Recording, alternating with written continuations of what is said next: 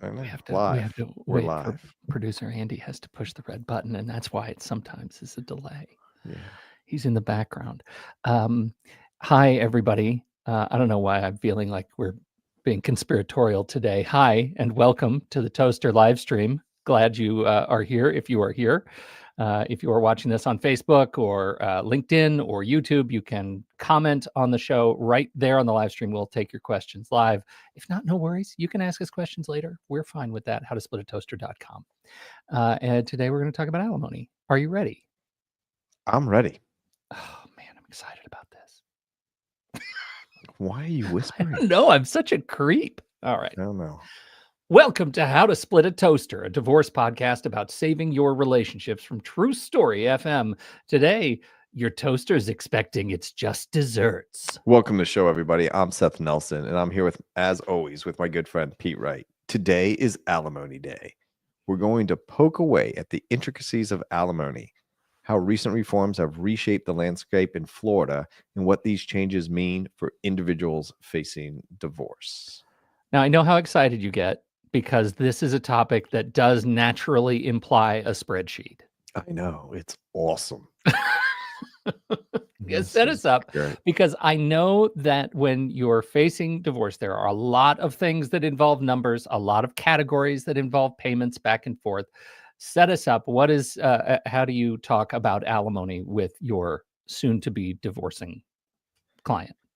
Well, first off, let's remember what alimony is. Alimony is a payment from one spouse to the other, either during the pendency of divorce, check your local jurisdiction, that might be temporary alimony, or after your divorce, that's called alimony. Different states call it different things. In Florida, you could have rehabilitative alimony, that is payment for like going back to school or getting certificates, improving your educational standing. You could have temporary, like I said, during the pendency of the case. You can have bridge the gap, which is just a couple years to get back on your feet. That would be a form. There would be durational for a set period of time. There used to be something called permanent in Florida, which under the new statute, that is no longer applicable if you're currently going through a divorce or if there's a modification. So, and that law on the modification is getting kind of teased out as we speak. So you have to understand what it is. Then you must understand what it's for. So, quiz time, Pete. Oof. I know, you didn't expect it. I didn't. I thought I was off the hook this time. Yep, nope. Unannounced pop quiz. Alimony, married for 20 years. They have 2 kids, both been in private school the entire time. Is the alimony payment supposed to go to help pay for that private school tuition? No, I do know this one. No, it's not. It is not, because that would be child support. It would fall under payments for children. That's not what Florida alimony law teaches us. Okay. So you have to talk about what is this for. Now, what happens if you have a 529 plan that's been funded throughout the marriage and you want to continue funding that, and that's been part of your lifestyle? And also, every month we're very fortunate, we make a lot of money, but we save $10,000 as a couple, and the receiving spouse, we'll say the wife, says, I want to contribute to half the 529 plans because that's what we spend our money on. I know it's for the kids, but it's for their college. And I should be able to do that with my money. And we've been doing this the whole time. We're very sound financially. I also want to save $5,000 a month because I don't want to live hand to mouth and, not be able to save. We're savers. We've done it our whole life. Can she get payment of alimony for the $5,000 savings and for paying her half of the 529 plan? God, this seems like such a trick. The 529 seems to be an investment vehicle, and that, it sounds like, would not be. But the way your arms are crossed, and I'm reading your face, it seems like I'm either, whatever I say, I'm wrong. I'm going to say no. Walk like an Egyptian. Yeah, right. Does that change your answer? Nice throwback.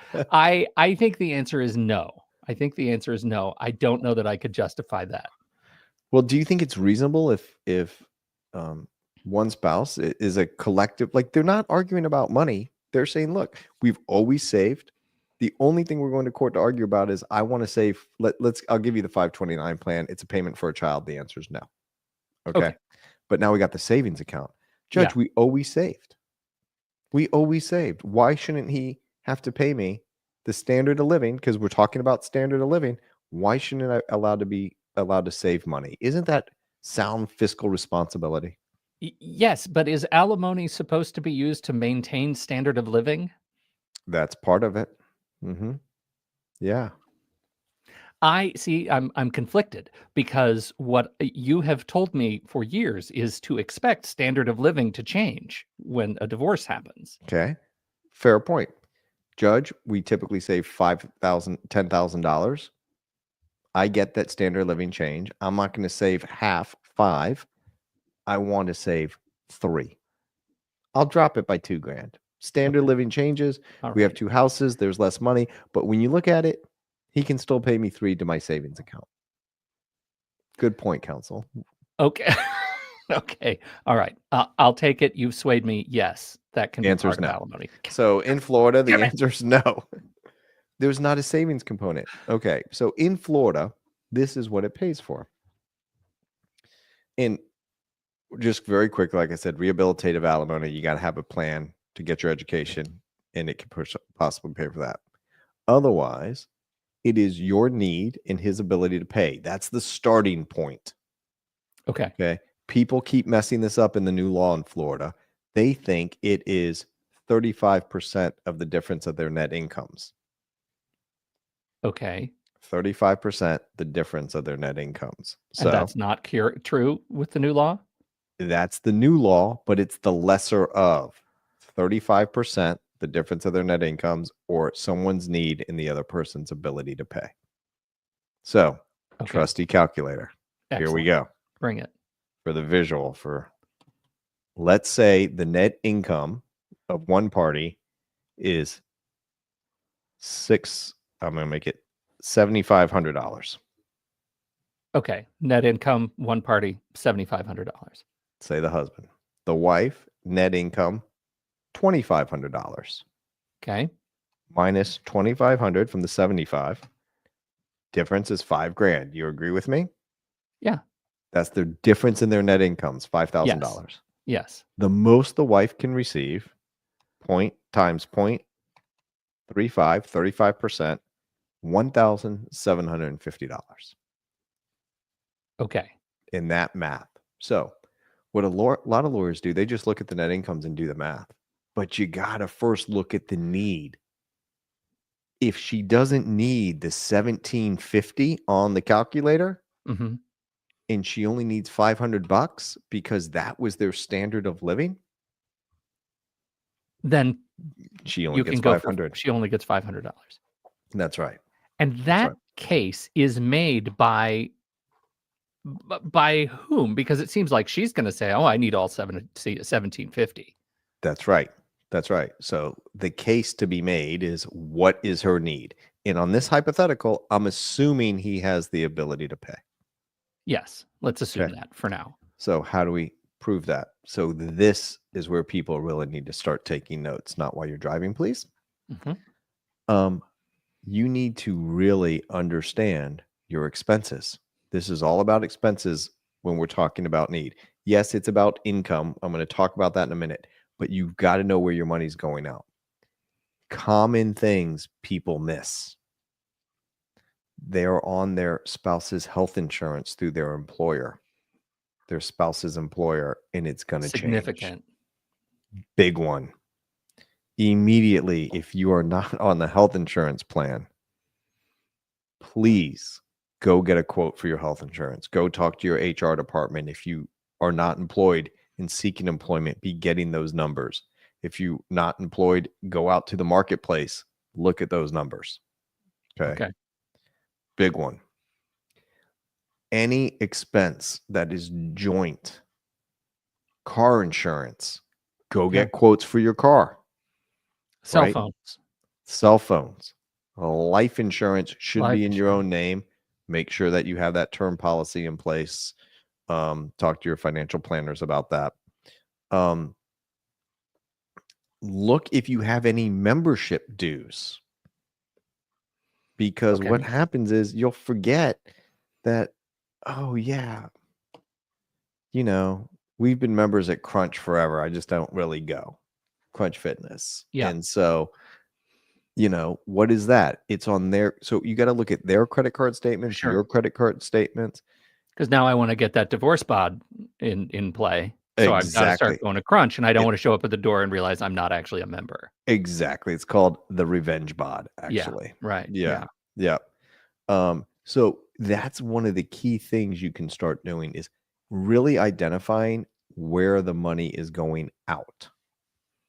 Okay. The other thing to think about is, what, if any, expenses are you going to have that you don't currently have? Think of this. You're moving from a house to a condo. You now have condo association dues. Okay. Right? These are the things that creep up. And maybe it's $350 a quarter. But if you're only getting $1,750 a month, that's going to add up. Yeah. Right. So you really got to understand where your money is going. So, assuming, again, we're still on the ability to pay part, right? He can pay. He's got the money to pay. Things like your membership to Crunch Fitness are okay to ask for alimony for? Yeah, that was part of your standard of living. Okay. All right. Yeah. Now, you're going to get a decrease on some, right? Yeah. But yeah, so hair, nails, grooming, vacations. Yeah, it's all part of the standard of living. Right? Judge doesn't say, you don't need grooming, get a Flowbee. Right. Exactly. I had a Flowbee case once. I didn't. I just wanted to say that. So, yes, I mean, go down that financial affidavit. And in Florida, there's a short form and a long form.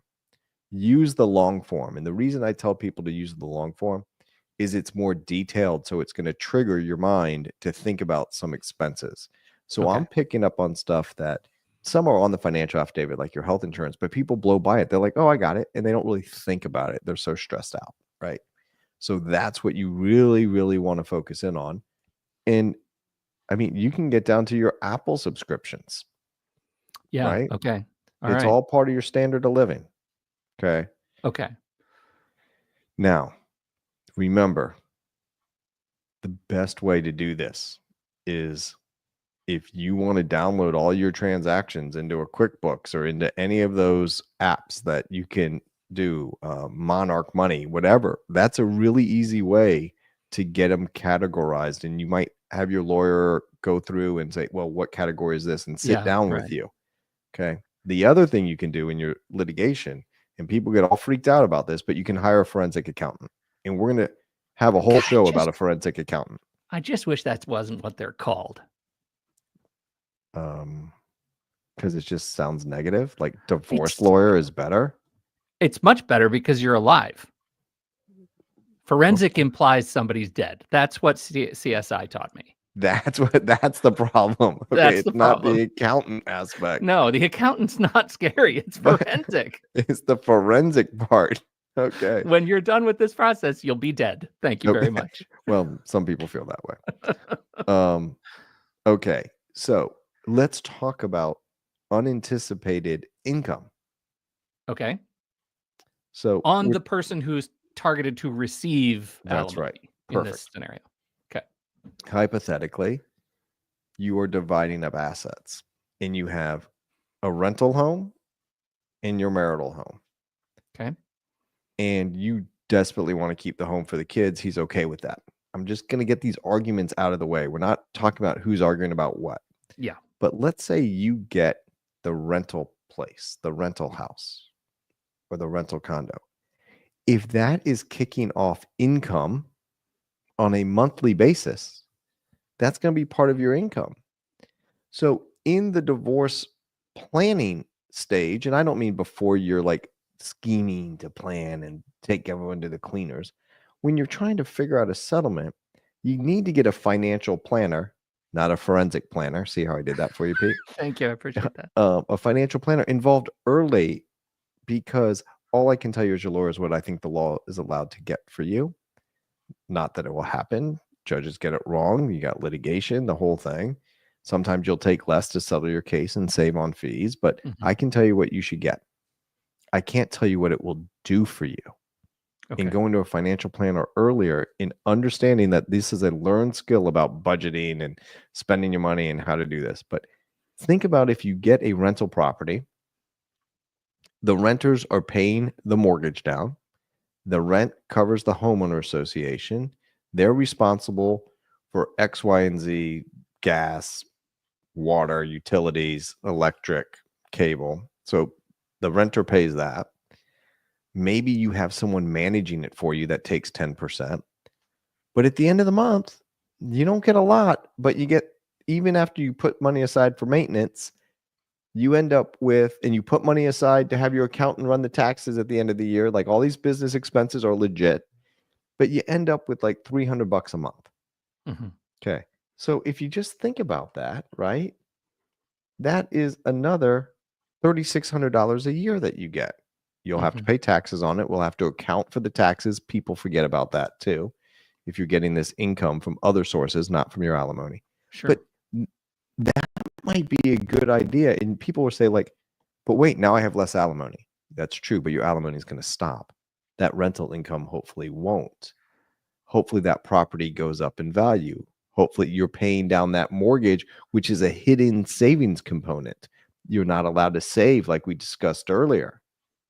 Okay. So there's some things that you can do. Even if you get the house with the mortgage, there's a hidden savings component as you pay down the principal.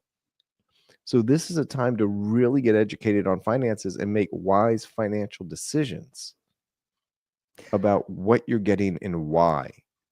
Not be so emotional about it. Okay. Can we flip the script now and look at the ability to pay component? That's right. That's right. Perfect. How does that Almost work? like I was holding up a sign. You weren't. Just so you know, you're not holding up a sign. I just knew it was coming. So it's the same analysis. Where does, in this case, the husband's money go? And so far, we'll look at his expenses as well. And we'll look at what his income is. Now, in my hypothetical, he made $7,500 and she made $2,500. Well, if he gives her the house, or I should say it this way, in the divorce and equitable distribution, she receives the house and he goes buys a new house. Well, is he allowed to do a 15-year mortgage instead of a 30 when they typically do 30-year mortgages? Because now it's more expensive and he doesn't have the ability to pay her because his mortgage is higher? Oh, that's tricky. I'm going to say no. Well, if I'm the court, I'm looking at that saying, you're inflating that. Yeah. And then he's going to say, Judge, we've had the same house for 15 years. It's a 30-year mortgage. I want to be done paying off my mortgage the same way that she was going to be done paying off her mortgage. So that's why I did 15 years. This seems like a very equitable argument. Do judges buy that? And I'm 40. Let's do it this way. I'm 50 years old and I want to be mortgage free at 65, just like her. See, that sounds perfectly sound. Right. Right. And you can sound perfectly sound when you're making up the facts on a podcast. Okay. That's the problem. I can imagine nobody's going to buy that, right? When the point is you're inflating it. Your argument was just entirely based on being able to pay that additional, $1,500 or whatever we came out to. And now you can't. No, I can't. So you got to look at how people are spending them and if are they changing it, right? Yeah. And we've had cases in the past, and a lot of people do, that the person receiving money, and this is especially on a modification, the case is over and someone goes to retire and the party says on the other side, but wait, you have all this money and I'm broke. And the person that's been paying for 5, 10, 20, 30, 40 years, however long, says, I saved for retirement and you didn't. Yeah. Why do I have to keep paying? And the other side will be like, well, they have all this money. Look, all the money they have in retirement. And when I represent the person that's retired, I'm like, yeah, Judge, we're not hiding the fact. It's right on the financial affidavit. Yeah. But did they live within their means this entire time, or did they rack up more debt? Did they, what has happened that you're now going to make this guy that's been paying for 30 years continue paying because his former spouse mismanaged her money over the last 30 years? That doesn't seem fair. No, that doesn't seem fair either. Right. Can we do just a brief sidebar to talk about the changes in alimony? Because this is one of the listener questions came in. Is there still such a thing as permanent alimony in Florida? My understanding is no. No. If you're getting divorced today, there's no longer permanent alimony. So what that question goes to is, how long do you have to pay, or how long can you expect to receive? Okay. So we always talk about how much for how long. And the how long is in the statute now. If it's and you know what we should do, because I always kind of get this wrong. It's brand new in my head. Well, it's a year old, right? Like I said, brand new, Seth. I'm just hard on myself. Well, I don't know what to tell you. So if you think about the length of time on this, and we did a whole podcast right when this came out. So here it is.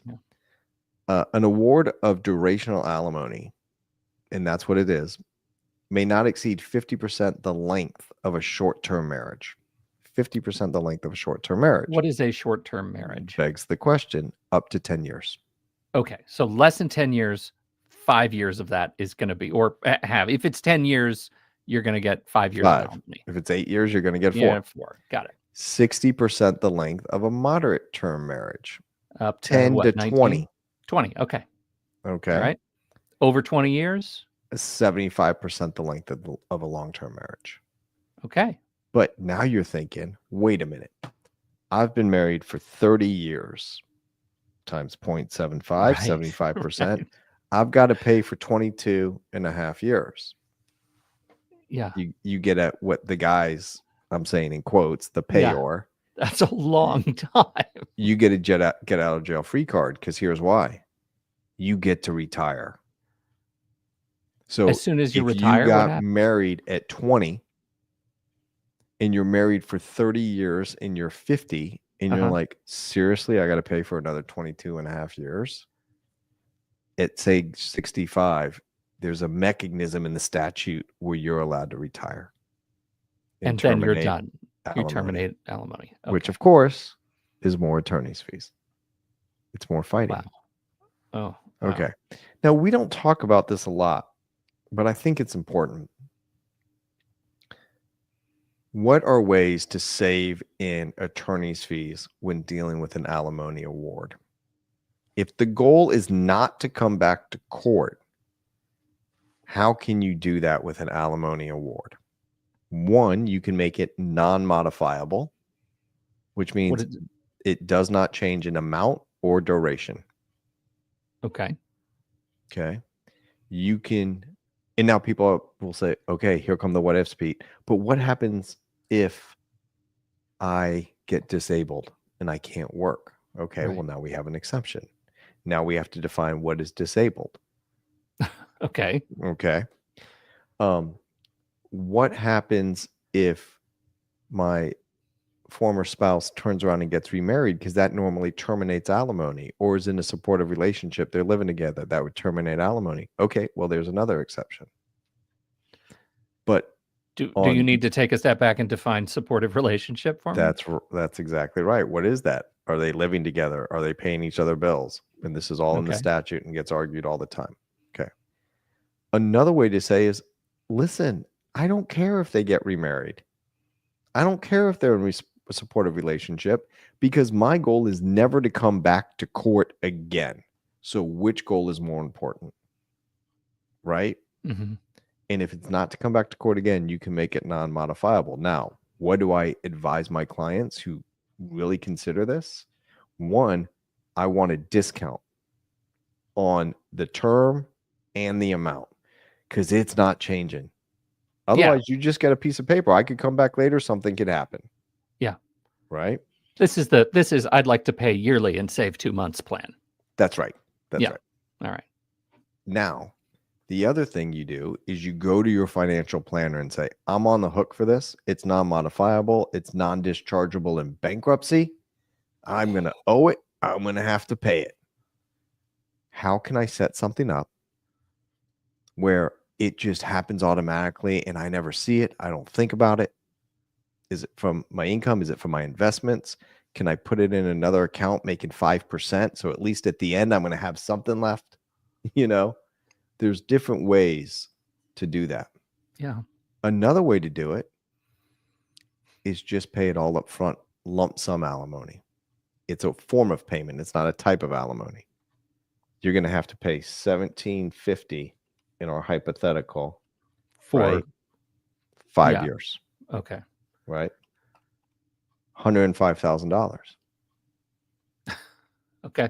Now, sounds like a lot of money because it is a lot of money. It's 6 figures. However, if you're dividing up a brokerage account in a house, maybe you just give that, you divide it all evenly, and out of your half, you give 105,000 over. Okay. Because you keep coming back to sound financial advice, at what point is giving away that 105,000 in the lump sum less sound financial advice than just paying that 1750 a month and earning interest on what's left before you have to give it away? Well, if you were just doing the math, you would say pay over time. Yeah. If we say $105,000, but we're paying up front and we want a discount for the time value of money, then you want to make sure you're making a bigger discount than you would have made in right, appreciation over potentially, time. right. But here's the flaw. It's a great question, but here's the flaw in the analysis. You're assuming that that's just going to continue for 5 years and no one's going to come back to court. Right. Yeah, that's right. So let's take that same payment for 10 years. So now it's 210,000 and you call a lawyer 5 years in when you got 105 left. And I say, all right, well, I need a 10 grand retainer. And you're like, well, hold on a second. I got $105,000 left to pay over 5 years at $1,750 a month, which costs me $21,000 a year. And I'm telling you, I'm in a financial straits where I can't pay that. And now, lawyer who's on my side is asking me for 10 grand, which is 6 months of payments. Right. You got to think it through. I will tell you this. Every single long-term alimony payor that I have ever represented, and I'm talking 20, 30-year guys that were paying, because I'm saying guys because back 20, 30 years ago, those were the payors. Okay. They all say the same thing when I resolve the case finally and they have no more payments. I feel like I'm finally divorced. Okay. That's just an emotional aspect to it. It's not a legal one. It's an emotional one. Now, when I've represented the person receiving and I tell them, I think we should settle your case, get a financial planner, see where you are. Let's see if we can get one last payment lump sum. You know what they have told me? I'm glad I don't have to rely on him for money anymore. I was always worried he wasn't going to pay. Okay. And I would say, he didn't miss a payment for 27 years. I know. But every month I was worried because of what he said and what he did and what he said to the kids and what we said when we were celebrating our grandchild's 2nd birthday, what I heard him say. That's really interesting. And that's where I was going when you started this conversation. Like, that lump sum can represent an emotional weight at any cost is relieved. Yeah. And what happens is people will do it and then they'll be like, oh, I paid too much. And what happens is whenever anyone that does a deal in divorce has buyer's remorse. Yeah. Because you look at naturally as humans what you gave up. Like, I could have fought for more money. I could have fought for more time. I should have gotten the beach house, not the lake house, whatever your X and Y you want to plug in that's important to you. But what you forget about is the emotional time and talking to your lawyers and being frustrated with the court system. And it's horrible. It never goes away at that rate. It's horrible. Yeah. So Okay. it's not an easy topic. It's scary. Yeah. Money is security. For sure. We've got a couple of other questions that have floated in. Can I ask you? I think you've already addressed one of them. Can I get my alimony judgment changed after the divorce? It depends on the type of alimony, but if you do the non-modifiable, no, right? Mhm. But if there's exceptions, but yeah, if alimony in Florida, generally speaking, check your local jurisdiction, is always modifiable. Okay. Always, but it's expensive. I lost my job recently, but my ex still wants alimony. What rights do I have to stop paying her until I find a new job? Do I have to go in front of a judge first?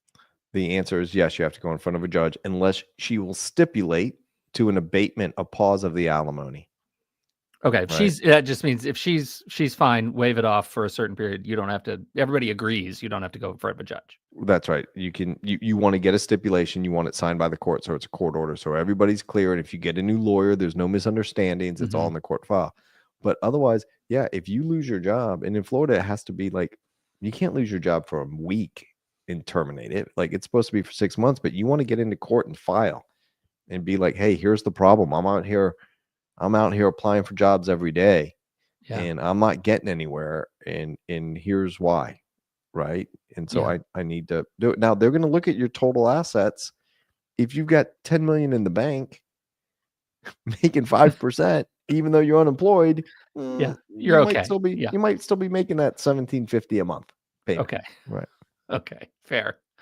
How about this? My wife is initiating divorce, married 22 years. She's a physician with a $630K income. My income's about $200K. One adult child, no child support issues. Is it reasonable to ask for alimony? Would I get it? Okay. So here is what we would define as high income earners. Some people listening to this show are going to be like, seriously, you've got $200,000 of income? No, you don't need alimony. That's a judgment call. You are making a judgment on lowering his standard of living, is that my assumption, to live off of 200 grand, when before combined, they were living off of 830. Yeah. Okay. Which we can laugh about. I gotta, or I'd cry. Right. But so some people, and I've been where people were making millions and someone had 200,000. Yeah. The person getting 200,000, if you did let's just pretend 35%. Right. Let's do 630 minus 200, Pete, which is 430. Let's pretend these are net numbers. This is after taxes, which means the 630 was really making like 1.2. 1.2. Right? Sure. Right. And the 200 was making 400 roughly. Yeah. But you times 0.35, 150. Right? Okay. So 150.5. So if you take 630,000, I'm just doing the math again, minus 200,000, 430,000 times 0.35, alimony of $150,000, 500 a year. That's the difference, which you divide that by 12. It's $12,541 a month in alimony. Okay. I've had cases where people have received and paid more than that number, which means they were high net worth or high earners. Okay. So and I get that that what we're talking about is, divorce relativism, right? That's right. Like, and it's certainly not our place to judge. If you are divorcing Jeff Bezos and you earn $200,000 a year. Yeah. And you were married to him for 10 years and there's no prenup because he's an idiot. Okay. Do you think that you don't deserve a higher standard of living based on the law? I don't know, man. That's a hard one to navigate. I get it. I really do. I get it. But that's a judgment that it you're is a saying judgment. Yeah. How much is enough? Because let me tell you, someone that's getting $1,000 a month and looks at someone that makes, and they're making 20 grand a year, and they look at someone that makes 100 grand a year and being like, really? You're getting alimony? You make $100,000 a year? Yeah. It's the same thing. It's the same thing. No, I absolutely get it. I absolutely Yep. get it. Those numbers are just inconceivably large at that point in terms of alimony, so it's hard to imagine Yep. the Bezos numbers, Yeah. but I Well, I totally mean, get it. yeah. And so, but I know people that make this kind of money, and the real trick is, are they saving? What are Yeah, they doing? right. You know? So the answer to the Interesting. question, would I get it? I don't know. I don't have enough facts for that, but you Yeah. get the concepts. Check your local jurisdiction. All right. Great questions coming in live. I know. Love those hot live podcast questions. Appreciate that very, very much. Thank you so much for joining us. I think we're clear. I think we've done alimony officially, and what we have to look forward to next time in our journey through your divorce case is child support. Isn't that Yes. fancy? We teed it up just right with alimony today. We're just going through the piece. That's it. Going through the piece. Thank you, everybody, for downloading and listening to this show. We appreciate your time and your attention. On behalf of Seth Nelson, America's favorite divorce attorney, I'm Pete Wright. We'll see you next time right here on How to Split a Toaster, a divorce podcast about saving your relationships.